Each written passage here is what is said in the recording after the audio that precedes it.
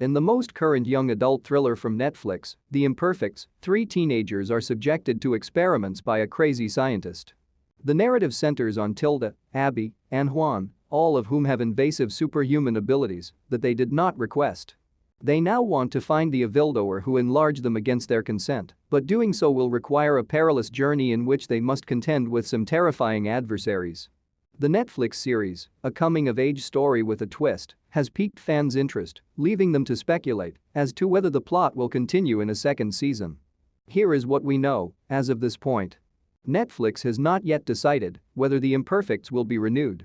Usually, the streaming service monitors a show's performance for at least a month before making a decision regarding its future.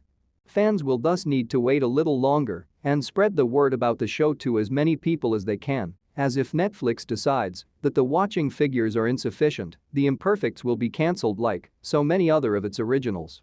It is highly likely that The Imperfects would adhere to the rough annual production cycle that is typical of most television dramas if it were to be renewed for a second season.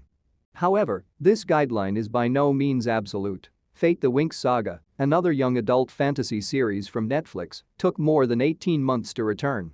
Inaki Godoy, the star of The Imperfects and the cast leader of Netflix's upcoming live-action One Piece series, is a factor that could drag things down because he will likely be preoccupied with filming and promotions for some time.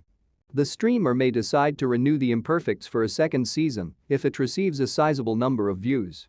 Of course, there are other considerations, such the cost of manufacture. But Netflix's decision is heavily influenced by viewing. So, our advice is to spread the word about The Imperfects and encourage people to see it. We can speculate it to come sometime in 2024 if it gets renewed.